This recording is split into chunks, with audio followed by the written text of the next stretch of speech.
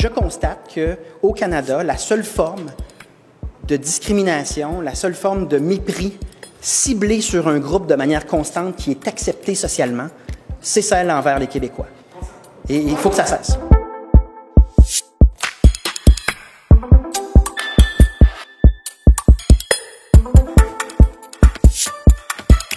On est devant, non pas ici, de la liberté d'expression, parce que critiquer le gouvernement du Québec, critiquer le Québec, c'est sain, je le fais régulièrement.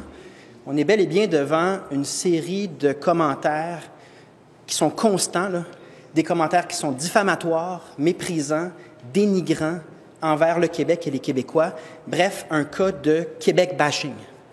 Et ce que je constate dans la réaction de l'Université d'Ottawa, c'est toute l'hypocrisie de fermer les yeux devant des commentaires à la limite de la haine, des commentaires qui sont clairement stigmatisants pour les Québécois. Fermer les yeux devant ça pendant qu'on cherche toutes les micro-agressions, puis on parle constamment de racisme dans l'Université d'Ottawa. Donc, je vous informe ce matin que je vais, en mon nom personnel, déposer une plainte par voie de lettre à l'Université d'Ottawa, où est-ce que je vais expliquer comment le colonialisme britannique, depuis des siècles, fait en sorte que les francophones sont méprisés, dévalorisés et font l'objet de commentaires stigmatisants et intolérants. C'est toujours le cas partout au Canada.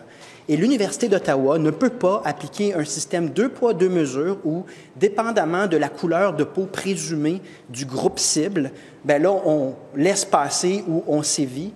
Je trouve inconcevable qu'on puisse accepter que dans le contexte canadien, le seul groupe ciblé qu'on puisse dévaloriser, mépriser et dénigrer, ce soit les Québécois.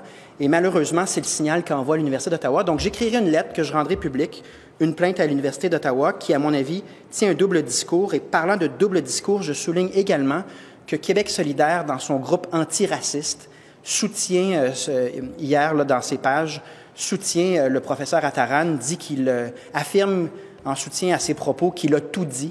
Il y a une incompréhension très grave de c'est quoi le colonialisme et l'héritage colonial pour le Québec. Et cette incompréhension-là, de la manière que je le comprends, est causée par le fait que dans certaines universités, on ne voit les enjeux sociaux que par le prisme de la couleur de la peau. Puis encore là, c'est faux d'assumer que les Québécois ont une couleur de peau spécifique. Les Québécois ont des couleurs de peau différentes, mais on est tous Québécois et on est victime, on est l'objet d'une discrimination, d'une intimidation et d'un dénigrement constant, et ça s'appelle le Québec bashing. Donc, l'Université d'Ottawa ne peut pas fermer les yeux devant ça et en même temps se faire la peau de chaque petite accusation de micro-agression en mettant de l'avant des théories qui racialisent davantage les rapports sociaux.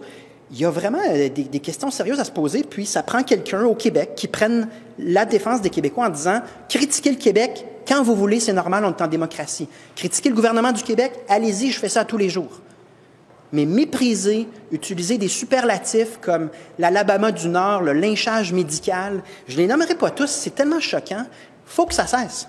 Et l'Université d'Ottawa, comme Québec solidaire, ne peut pas endosser ce genre de comportement-là.